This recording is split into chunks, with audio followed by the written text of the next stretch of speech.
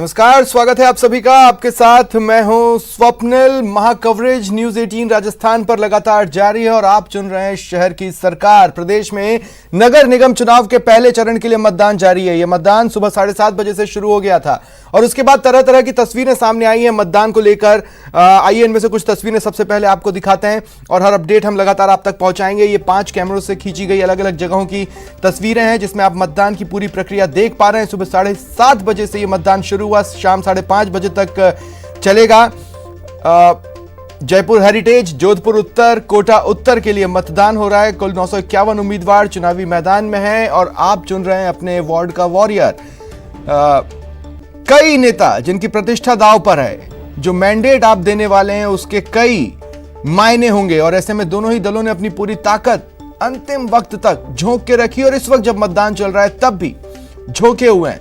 अगर आपको ये जानना हो तो पोलिंग बूथ के बाहर जो एजेंट्स बैठे हैं या प्रत्याशियों के लिए जो टेंट वहां पर एक निश्चित दूरी पर लगाए गए हैं, जहां पर पर्चियां दी जा रही हैं, वहां झांक कर आइए, वहां जरूर देखिए। दूर से ही देखिए आप, कोरोना गाइडलाइंस को फॉलो करते हुए लोगों ने मतदान किया।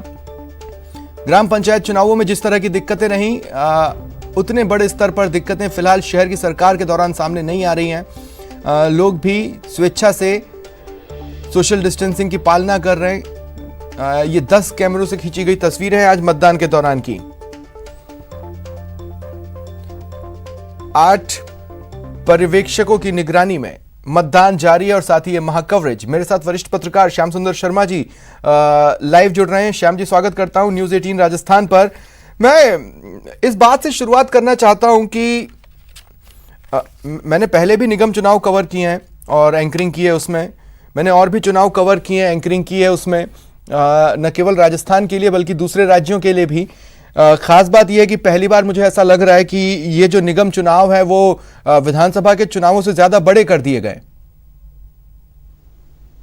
क्योंकि चुनाव महत्वपूर्ण इसलिए हो गया है कि बहुत सारे मौजूदा विधायक, पूर्व विधायक, मंत्री जो प्रतिष्ठा इसकी दांव में लगी हुई है, इस कारण से बहुत ज्यादा इस चुनाव को दोनों पार्टी निगाहें देख रही है। देखिए, राजस्थान में जयपुर ऐसा शहर है जिसके अंदर की 2 तो पूर्व प्रदेश अध्यक्ष अशोक परनामी और अरुण चतुर्वेदी और खुद सतीश पूनिया इस चुनाव में सीधे तौर पर जुड़े हुए हैं। तो इसलिए ये चुनाव आप कहेंगे कि बहुत कमजोर स्थिति में या इसका महत्व नहीं है, क्योंकि सबकी प्रतिष्ठा दांव पर है। आने वाला भविष्य भी इस चुनाव से प्रभावित होने वाला है। और वहां अगर कांग्रेस में जाएं तो प्रताप सिंह खाचरियावास ले लें, डॉक्टर महेश जोशी ले लें, इसके अलावा रफीक मोहम्मद जो विधायक हैं, और आपके अमीन कागजी जो विधायक है वो, और जो सांसद का चुनाव हार चुकी ज्योति खंडेलवाल जो कि खुद मेयर रही है, ब्रजकिशोर शर्मा जो कि पहले मंत्री भी रहे, फिर उनको साइडलाइन कर दिया गया। और अगर जोधपुर चले जाए, जोधपुर में हमारे मुख्यमंत्री अशोक गहलोत, उनके पुत्र वैभव गहलोत, गजेंद्र सिंह शेखावत और 3-4 विधायक भी बाकी है। और कोटा चले जाए तो ओम बिड़ला जो कि लोकसभा के अध्यक्ष हैं खुद, और शहरी विकास मंत्री शांति धारीवाल जिस प्रकार से वहां चुनाव में सीधे तौर पर बागडोर संभाले हुए हैं। तो बहुत ये चुनाव इसलिए महत्वपूर्ण हो रहा है कि विधानसभा का चुनाव और लोकसभा का चुनाव इससे प्रभावित होगा आने वाले समय में।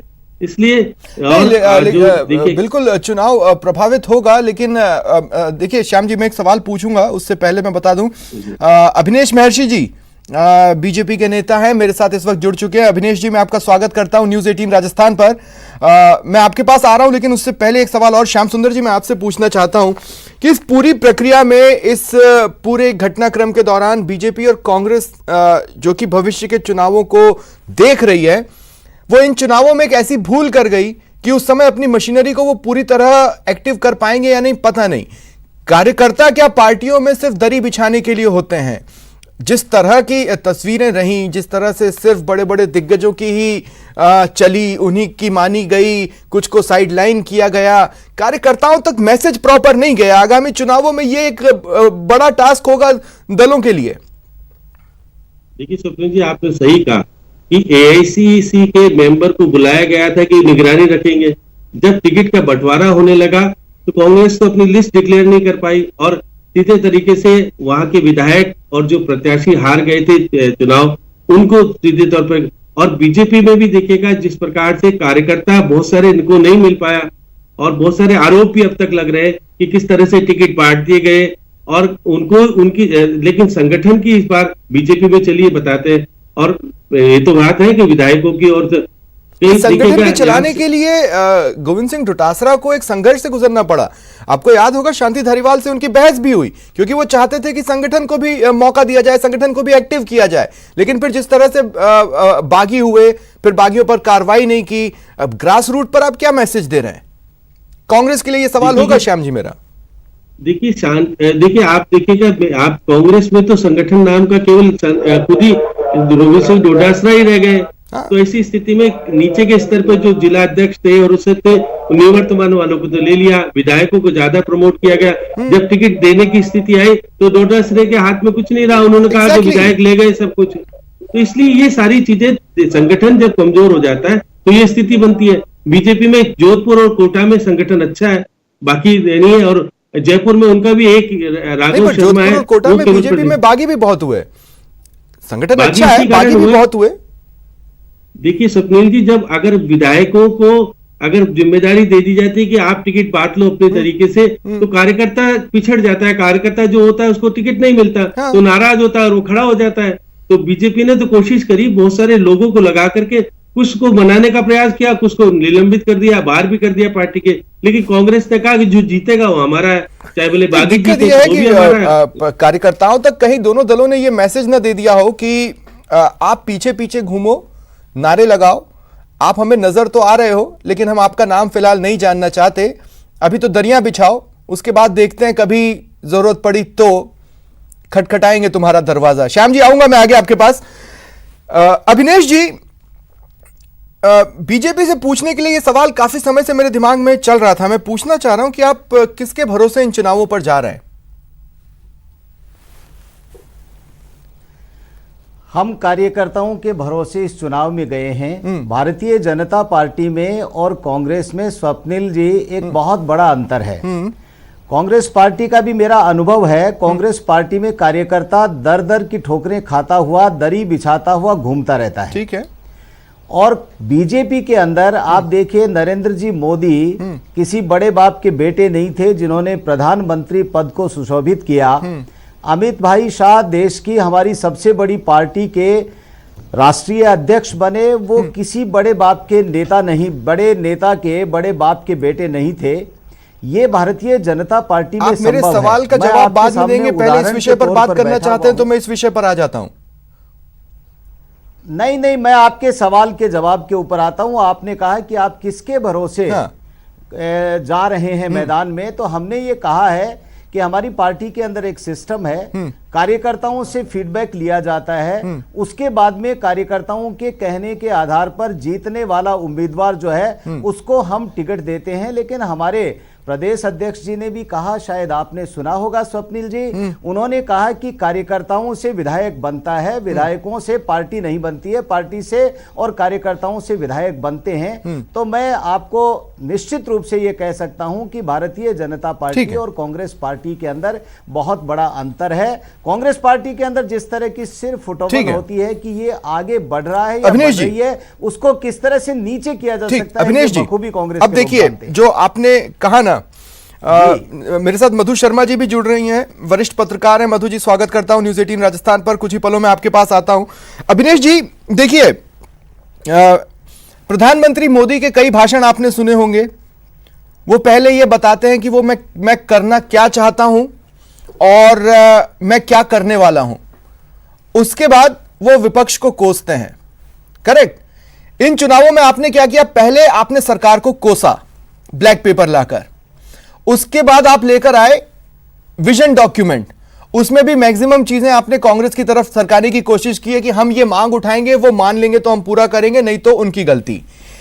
मतलब ब्लैक पेपर पहले आया, फिर विजन डॉक्यूमेंट। अब तक के आपके बोर्ड के कामों पे तो आपने पीठ थपथपाया ही नहीं, उसका कोई डॉक्यूमेंट लेकर ही नहीं आया कि ये भी वजह है हमें वोट दो। इसलिए मैं पूछ रहा हूं कि आप किसके भरोसे जा रहे हैं चुनावों में? स्वप्निल जी, हम विकास करने वाले लोग हैं। कांग्रेस पार्टी के माननीय मुख्यमंत्री जी और इनकी राष्ट्रीय अध्यक्ष जी ने राजस्थान के अंदर ही 1 से 10 तक की गिनती गिन करके कहा था कि हम किसान का संपूर्ण कर्जा माफ कर देंगे। मैं ईमानदारी से आपको यह कहना चाहता हूं, मैं गांव का, मेरी कॉन्स्टिट्यूएंसी में जहां से विधायक हूं वहां गांव भी आते हैं, शहर के मतदाता भी हैं। मैंने गांव गांव ढाणी ढाणी में किसानों से पूछा कि आपका संपूर्ण कर्जा माफ हो गया क्या? उन्होंने कहा कि नहीं हुआ। हमने राजस्थान की विधानसभा में भी ये मुद्दा उठाया। उसके बाद में नौजवानों को उन्होंने ठगने का काम किया, बेरोजगारी भत्ता दे देंगे। नगर निगम में आपका बोर्ड बनेगा तो देखिए स्वप्निल जी, मेरी बात सुनिए, असल में दिक्कत क्या है? क्या वो निगम के दायरे में आएगा? असल में क्या आप लोगों का बिजली बिल माफ करने वाले हैं? क्या वो निगम के दायरे में आएगा? क्या आप स्कूलों से फीस माफ करवा लेंगे? क्या वो निगम के दायरे में आएगा? किसान की बात इसलिए स्वप्निल जी, मैं आपको सुनने की आवश्यकता है। मैं ये कह रहा हूं कि जो कांग्रेस पार्टी ने कहा उसके ऊपर कांग्रेस पार्टी खरी नहीं उतरी। ठीक है, आज भी जो कांग्रेस पार्टी बड़े बड़े आज अखबारों के अंदर बड़े बड़े ऐड देखे, लेकिन अभिनेश जी आपको भी सुनने की जरूरत है। मेरा सवाल ये था कि प्रधानमंत्री की डिलीवरी से इतर आपका काम रहा है। राष्ट्रीय अध्यक्ष जी ने कहा आप पहले ब्लैक पेपर लेकर आए, उसके बाद आप वादे लेकर आए और उसके बाद आपने बोर्ड का रिपोर्ट कार्ड तो जारी नहीं किया। स्वप्निल जी, स्वप्निल जी, हम राजस्थान के अंदर विपक्ष में बैठे हैं। यहाँ की राजस्थान की सरकार ने नौजवानों के साथ में छलाव किया, बाकी लोगों के किया, तो आज भी हमने उनका ब्लैक पेपर दिया है कि राजस्थान की सरकार ने जो कहा वो नहीं किया। राजस्थान की सरकार हर क्षेत्र के लोगों को ठगने का काम कर रही है। तो आप हम उसके बाद में एंटी इनकम्बेंसी के भरोसे चुनावों में जा रहे हैं। मोटे तौर पर आप एंटी इनकम्बेंसी के भरोसे चुनावों में जा रहे हैं, न कि बोर्ड ने जितना काम किया उसके। हमारी सरकार बनती है तो निश्चित रूप से हम विकास के नए आयाम स्थापित करेंगे। ठीक है, देखना आज ठीक अभिनेश जी, आता हूं मैं आपके पास, एक निगम और भी आता हूं आपके पास। सरकार बनने मेरे साथ ज्योति खंडेलवाल जी भी जुड़ रही हैं, कांग्रेस की नेता है। ज्योति जी, बहुत दिनों बाद देखा मैंने आपको। खबरों में बाइट देते तो जरूर मैं बीच बीच में आपको देखता रहा, लेकिन डिबेट में काफी समय के बाद देख रहा हूं। मेरा पहला सवाल आपसे ये, आप किसके भरोसे चुनाव पर जा रहे हैं? बिल्कुल हम जा रहे हैं। राजस्थान सरकार ने जो पिछले 1.25 साल में विकास के काम किए हैं, कोरोना का जो ये संकट का समय जो जनता ने भोगा है, उसमें जिस तरीके से सरकार ने काम किया है, हमारे कार्यकर्ताओं ने, हमारे नेताओं ने, हमारे जनप्रतिनिधियों ने इस मुहिम के साथ काम किया कि कोई भी व्यक्ति भूखा ना सोए, हर व्यक्ति अपने घर पहुंच सके, हर व्यक्ति वृद्ध हो, विधवा हो, उसको पेंशन समय पे मिल सके, जिससे वो इस मुश्किल समय में अपनी राह को निगम चुनावों के लिए कांग्रेस ने मेहनत तो बहुत की होगी, इन सब बातों के साथ और विकास की अगर बिल्कुल की है, बिल्कुल पूरी मेहनत की है। और विकास की भी अगर हम बात करें तो हजारों करोड़ों के जो मेरे को तो ये लगा कि आपने पूरा दिन झोंक दिया इन चुनावों के लिए। नहीं, हमने दिन ही नहीं, हम यूं कहेंगे कि हमने पिछले जब से हमारी सरकार बनी तब से हम पूरे साल लगातार 24/7, आपने खुद ने भी माननीय मुख्यमंत्री जी को देखा है, उन्होंने किस तरीके से काम किया है, कैसे संवाद स्थापित किया है, पंचायत स्तर तक, ब्लॉक स्तर तक, हर व्यक्ति तक पहुंच करके उन्होंने परेशानी जानने की कोशिश की है। और अभी आप बिल्कुल ठीक कह रहे थे, ये अभी भी मुझे तो आश्चर्य हुआ कि बोर्ड की जब बात, हाँ बोलिए। वो ओरिजिनल सवाल जो मैं पूछना चाहता था आपके इन जवाबों के आधार पर, एआईसीसी की कमेटी बुलानी पड़ी, सीएम आवास पर बैठकों पर बैठकें करनी पड़ी, आपको अपने प्रत्याशियों को यह बताने के लिए कि जाओ नामांकन करो, एक ऐसे गोपनीय रास्ते से गुजरना पड़ा कि सोचा ना जा सके। अगर आपका काम बोलता तो आपको इतनी मेहनत बढ़ाने की और इस तरह की रणनीति की जरूरत नहीं होती। ज्योति जी, सिंपल। नहीं, आपने बिल्कुल नहीं, आप बिल्कुल मैं इस बात का बिल्कुल जवाब दे सकती हूँ कि आप ये देखिए 73rd 74th अमेंडमेंट से शहरी सरकार के बारे में बात की गई है। राजीव गांधी जी ने वो सपना दिखाया है कि एक सरकार का स्वरूप ले सके, और अगर इसको अब गंभीरता से लिया जा रहा है, मैं तो जब खुद मेयर थी तब मैं ये चाहती थी कि शहरी सरकार को वो दर्जा मिले, वो तवज्जो मिले, राजनीतिक पार्टी के स्तर पर भी, सरकारों के स्तर पर भी। और अगर आज राष्ट्रीय स्तर पर शहरी सरकारों को वो तवज्जो मिल रही है तो ये अच्छी बात बात है, एक अच्छे हम कदम की ओर आगे बढ़ रहे हैं कि सरकारें उस बारे में भी ज्यादा चिंतित हो कि शहरों में भी हमारी सरकारें बने, क्योंकि उनका अपना दर्जा है, अपना तरीका है, लोगों के साथ उनकी अपनी जन भावनाएं जुड़ी हुई हैं, तो वो अगर आए तो अच्छी बात है। जहां तक प्रत्याशियों की बात है, आपने कहा कि वो देखिए सवाल, देखिए मैं फिर से सवाल को कांग्रेस को लेकर के डिफाइन कर देता हूं, इतनी सकारात्मकता थी, मैं सवाल को रीडिफाइन कर देता हूं। एक मिनट को पूरी बात कर लेते, एक मिनट नहीं लगेगी। प्रॉब्लम यह है ना कि मैं उसका वो सवाल के हिस्से में आपका जवाब जोड़ नहीं पा रहा हूं। मेरा सवाल यह है कि अगर 1.25 साल के काम आपके इतने बोलते तो इतना एक्स्ट्रा मेहनत लगाने की जरूरत नहीं होती ना, सिंपल नहीं होती ना, क्योंकि जब आपके काम बोलते हैं तो कार्यकर्ताओं में उत्साह होता है, सकारात्मक परिणाम के प्रति एक उत्साह होता है, कार्यकर्ता ज्यादा संख्या में टिकट मांगते हैं, जो हमको देखने को भी मिला इस बार, और तब आपके पास मेहनत ज्यादा करनी पड़ती है प्रत्याशियों को चुनने के लिए, और हमने वो की है, क्योंकि हमारे बीजेपी की तरह नहीं हुआ है कि आपके 6 बार के सांसद के बेटे को नहीं देते, फिर आप कार्रवाई नहीं करते, आपका विधायक अपने पार्षद पद से 3 घंटे तक टिकट लेकर के नहीं पहुंच पाता, आपके 50 टिकट जो वहां पे आपको बदलने पड़ते हैं कहने के बाद, हमने ऐसा कुछ नहीं किया, हमने बहुत एग्रेसिव हुए और फिर बहुत सेफ भी हो गए। इस पर मैं आगे आपसे बातचीत करता हूं, लेकिन मधु जी से भी मुझे 1-2 सवाल लेने हैं। मधु जी, मैंने श्याम सुंदर शर्मा जी से इस बातचीत शुरुआत की थी और मैंने ये कहा था कि एकाएक अब तक के मेरे जर्नलिज्म के करियर में मुझे ये लगने लगा कि ये जो निगम चुनाव हैं वो विधानसभा से बड़े हो गए, विधानसभा चुनावों से बड़े हो गए। आप सबसे बड़ी बात, आप बिल्कुल सही कह रहे हैं, मैं आपकी बात का समर्थन ही करूंगी, क्योंकि अपन पिछले 2-3 बार चुनाव देखें, यदि उनका कंपैरिजन करें तो इस बार के चुनाव में जो स्थानीय मुद्दे वो गौण नजर आ रहे हैं। अब हम जैसे जोधपुर की ही बात करें, अब आप देखिए कि प्रदेश स्तरीय जो नेता हैं, मुख्यमंत्री हैं, सांसद हैं बीजेपी के, अपने मुख्यमंत्री हैं गहलोत कांग्रेस के, तो ये सब लोग चुनाव मैदान में इनकी प्रतिष्ठा का प्रश्न बना हुआ है। अरे पार्षद तो गली मोहल्ले से चुना जाना है, स्थानीय लोगों पे किसकी पैठ है उसको टिकट दिया जाना चाहिए ना भाई।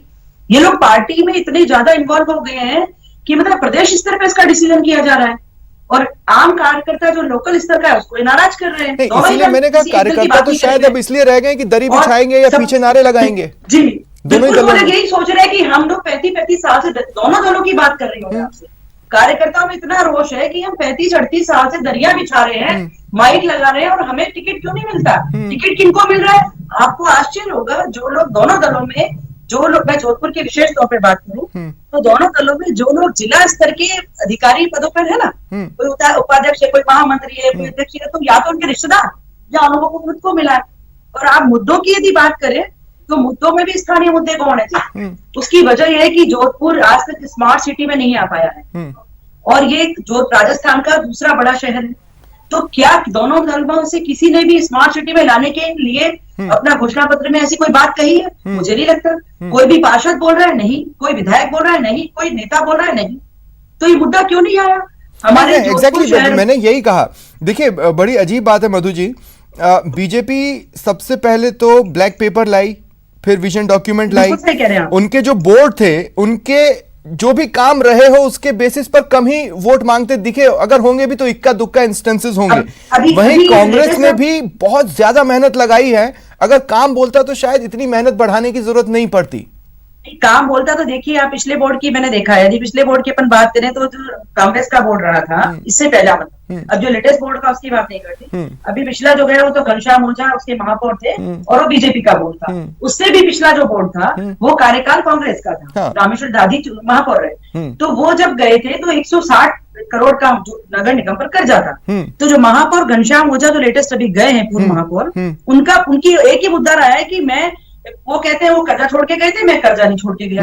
अरे तो जोधपुर का विकास कहाँ गया? जोधपुर की सड़कें कहाँ गई? जोधपुर की रोड लाइटें कहाँ गई? हमारे जोधपुर की जो डरबी कॉलोनी है वो इतनी बड़ी समस्या है शहर की, पुलिस लाइन जो मेन हार्ट है जोधपुर का, वो पानी से भरा रहता है। डरबी कॉलोनी 3 महीने पानी से भरी रहती है बरसात में। सही है, उसको जो जाना मतलब इनके मुद्दे ही नहीं है।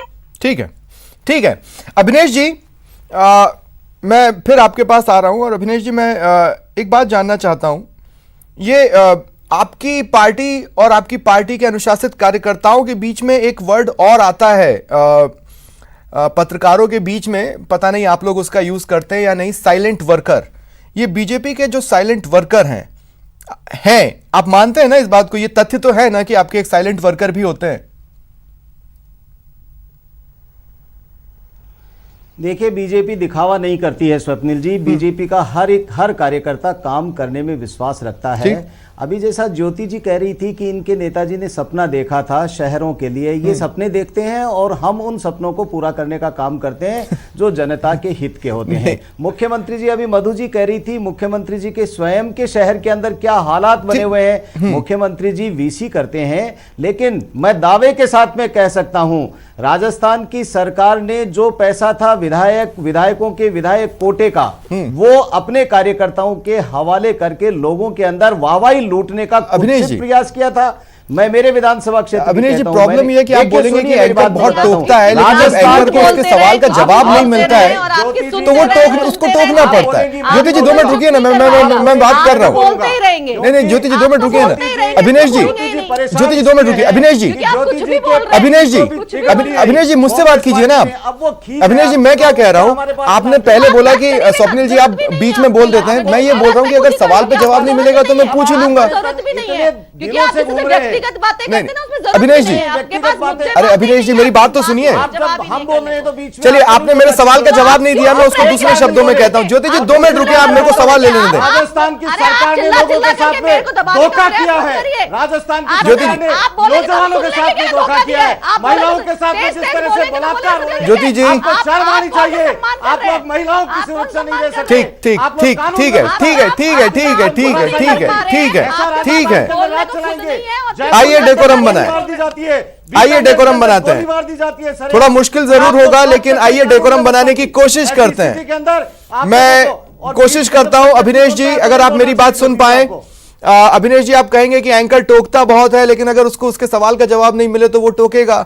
मैं आपसे ये, अब मैं आपको क्लियर कर देता हूं। देखिए, संघ के वो लोग जो एक्टिव रहते हैं ग्राउंड पर, और मेरा बोलने का बारी हो, मैं बोलूं तो बीच में कोई दूसरा नहीं बोले, बहुत शांति से सुने। नहीं, बिल्कुल आइए, मैंने इसीलिए कहा आइए डेकोरम बनाते हैं। अभिनेश जी अब सवाल पे आ जाते हैं। अभिनेश जी अब सवाल पे आ जाते हैं। देखिए, संघ के कुछ लोग एक्टिव होते हैं, हर स्टेट में एक्टिव होते हैं, जिनको आपका साइलेंट वर्कर कहा जाता है। इनमें से भी कुछ को खुश करना होता है, नगर निगम के चुनावों में भी करना होता है। इसीलिए आपके यहां बागियों की संख्या थी जिन पर आपने कार्रवाई कर दी। लेकिन क्या इससे कार्यकर्ताओं के बीच में एक नेगेटिव मैसेज नहीं जाता? देखिए, आप जहां तक संघ की बात कर रहे हैं, संघ हमें पूरी मदद करता है, इसमें कोई दो राय नहीं है। लेकिन संघ का काम अपना है, अलग है। संघ कभी भी गलत राय नहीं देता है, संघ कभी भी गलत काम नहीं करता है। संघ का बहुत व्यापक सोच है और उस संघ के सोच के आधार पर भारतीय जनता पार्टी को यदि संघ मदद करता है उनकी विचारधारा के आधार पर, देशभक्ति, देश हित के लिए और राष्ट्र हित के अंदर यदि वो काम करते हैं तो किसी को क्या ऐतराज हो सकता है? बिल्कुल नहीं। और साइलेंट वर्कर की जहां तक बात है, वो कभी भी दिखावा नहीं करते हैं, बहुत सिंपल रहते हैं, साधारण जीवन जीते हैं। उनका ध्येय, वो टिकट लेते हैं, परिवार को भी छोड़ करके काम करते हैं। उनका ध्येय है इस देश की रक्षा करना, इस देश फिर वो टिकट लेते हैं, आप उन्हें टिकट देते हैं और किसी कार्यकर्ता का हक मर जाता है। नहीं, कार्यकर्ता का हक नहीं मरता है। भारतीय जनता पार्टी हमेशा कार्यकर्ता का ध्यान रखती है और कार्यकर्ताओं में से कार्यकर्ता को देती है। अब 2 कार्यकर्ता, 4 कार्यकर्ता कार्य करते हैं तो एक कार्यकर्ता को चुनाव लड़ने का मौका मिलता है तो दूसरे कार्यकर्ता को दूसरे काम का मौका मिलता है। भारतीय जनता पार्टी में इस तरह का कोई वो नहीं है। आपने देखा होगा कि संगठन जो तय करता है उसके अंदर सब लोग शामिल होते हैं, विधायक भी शामिल होते हैं, सांसद भी शामिल होते हैं और हम पूरे एकजुटता के साथ में काम करते हैं। और आने वाले रिजल्ट के अंदर हम बताएंगे कि शहरों के अंदर, निगमों के अंदर हमारी सरकार बनेगी और विकास के नए आयाम स्थापित। ठीक है। ज्योति जी, देखिए, मिलते जुलते सवाल मैं आप दोनों की तरफ उछाल रहा हूं। ज्योति जी, एक बार की तो आपको भी लगा होगा कि जब टिकट दे दिए जाएंगे उसके बाद हंगामा होगा। अगर नहीं लगा था तो कांग्रेस के मुख्यालय पर पुलिस लगाकर ताला लगाने की, मेरे ख्याल से पहली बार मैंने देखा कि कांग्रेस के मुख्यालय पर ताला लगा हो। मानो कार्यकर्ताओं को लगता हो कि संगठन में कुछ बचा ही नहीं तो भरोसा किस पर करें। उसकी यही शायद अहमियत रह गई। इसलिए पूछ रहा हूं कि क्या ये सब नहीं हुआ था? हुआ तो था। नहीं नहीं, बिल्कुल नहीं स्वप्निल जी। मैं यूं कहना चाहूंगी कि हाँ, ये बात बिल्कुल ठीक है कि कार्यकर्ताओं में इस बार बहुत ज्यादा जोश था और टिकट मांगने वालों की संख्या भी बहुत ज्यादा थी। और ये बात भी सही है कि किसी एक कार्यकर्ता को ही टिकट मिल सकता था और एक कार्यकर्ता को टिकट जो है काफी सोच विचार करके मिला। और इसी बात का परिणाम रहा कि जब टिकट मिला तो उसके बाद एक रहता है कि कोई दूसरा व्यक्ति, उसकी भी मंशा होती है, इच्छा होती है, तो उसको रहता है कहीं कुछ आक्रोश हो। लेकिन जब उसको लगे दूसरा भी कार्यकर्ता को ही टिकट मिला है तो आप देखेंगे कि ऐसा कोई माहौल नहीं बना, ऐसी कोई बात नहीं हुई जहां पे कोई विरोध की कोई बात आए, कोई आक्रोश की कोई बात है। वो इसीलिए क्योंकि उसको ये विश्वास है तो एहतियातन आप लोगों ने कदम उठा लिए होंगे। एक बात और कहना चाहूंगी, एहतियातन शायद आपने पुलिस लगा ली, एहतियातन शायद ताला लगाया होगा। बहुत कुछ बोला है अविनेश जी ने, तो आप ये भी तो सुनिए कि वो बार बार आप पूछ रहे हैं उनसे कि अपने बोर्ड की उपलब्धियां तो बताएं। एक बार भी वो अपने बोर्ड की उपलब्धियां नहीं बता पाए। वो मेरे दर्शकों ने भी नोट कर लिया होगा, मैं इसीलिए सवाल उछालता रहता हूं। और यही कारण, लेकिन आपने भी ताले पर कोई जवाब नहीं दिया। अविनेश जी बस 2 मिनट आ रहा हूं, मेरे को एक सवाल और कवर करना है। ज्योति जी, नहीं मैं बिल्कुल, ज्योति जी मुझे ये बताइए ना ज्योति जी, मैं ये कह रहा हूं कि कांग्रेस दोहरा चरित्र तो नहीं दिखाएगी, है ना। कांग्रेस उच्च चरित्र की पार्टी है, वो दोहरा चरित्र नहीं दिखाएगी। यानी आगामी विधानसभा चुनाव में अगर टिकट नहीं मिलने पर कोई बागी होता है तो आप उसको चुनाव लड़ने देंगे, उस पर आप कोई कार्रवाई नहीं करेंगे। लोकसभा चुनावों में मान लीजिए कोई बागी होता है तो आप उस पर कार्रवाई नहीं करेंगे। अपन दोहरा चरित्र क्यों दिखाएंगे, है ना ज्योति जी? नहीं, कोई दोहरा चरित्र ना तो कभी दिखाया है, तो बागियों पर कार्रवाई कभी नहीं होगी। सिद्धांतों में ही है, ये बीजेपी की नीति रीति सिद्धांत है, उनको चलने दीजिए। वहां पर इस तरह की घटनाएं होती हैं कि विधायक 3 घंटे तक टिकट लेकर के नहीं पहुंच पाता है। नहीं, मैं ये बोल रहा हूं कि क्या आप ये क्लेम करेंगे कि बागियों पर कार्रवाई तब भी नहीं होगी, वो अपने ही लोग रहेंगे? उनके यहाँ पर होता है, हमारे यहाँ ऐसी कोई सिचुएशन नहीं है। कार्यकर्ता का पूरा सम्मान है और सम्मान आगे भी बना रहेगा, इसमें कोई दो राय नहीं है। ठीक है, मैं आपके पास आ रहा हूं श्याम जी। आपने सुना, देखिए बहुत बेसिक पॉइंट्स रखे मैंने डिबेट में, और उसी बेसिक पॉइंट्स के आधार पर मैं कह रहा हूं कि बहुत सी चीजें हमने पहली बार देखी है और नतीजों के दिन भी हम बहुत सी चीजें पहली बार देख रहे होंगे। श्याम जी, इंट्यूशन है एक जर्नलिस्ट का कि सब कुछ सहजता से स्वीकार कर लिया गया, सब कुछ हो गया। ज्योति जी खुद ही विक्रम सिंह जी से किस तरह से व्यवहार किया था, किस तरह की विवाद हुआ था, दोनों में टिकट की बात हुई थी क्योंकि विक्रम अपने लोगों को दिलाना चाहते, ज्योति जी अपने दिलाना। इनके यहाँ बहुत सारी चीजें ऐसी हुई कि बहुत सारे लोग किसको दिलाना चाहते। अब आपने सही कहा, पहली बार बीजेपी और कांग्रेस के कार्यालय में पुलिस बुलानी पड़ी, और यही नहीं, सतीश पूनिया जी को घर पे बंद होना पड़ा और वहां प्रदर्शन हुआ। ये सारी चीजें हुई, और इनके प्रदेश अध्यक्ष तो लास्ट में तो अपने अस्थि पंजर डाल गए कि आप जानो और आपका काम जाने। ठीक है, शुक्रिया आप चारों का मेरे साथ जुड़ने के लिए और इस चर्चा में शामिल होने के लिए। तो निगम का संग्राम जारी है, लोग अपने मताधिकार का इस्तेमाल कर रहे हैं। अगर अब तक आप मतदान के लिए नहीं निकले हैं और इस वक्त न्यूज़ 18 राजस्थान देख रहे हैं तो मेरी आपसे अपील है कि कुछ देर मत देखिए न्यूज़ 18 राजस्थान और वोट देकर आएं। उसके बाद महाकवरेज तो आप लगातार देखते ही रहेंगे।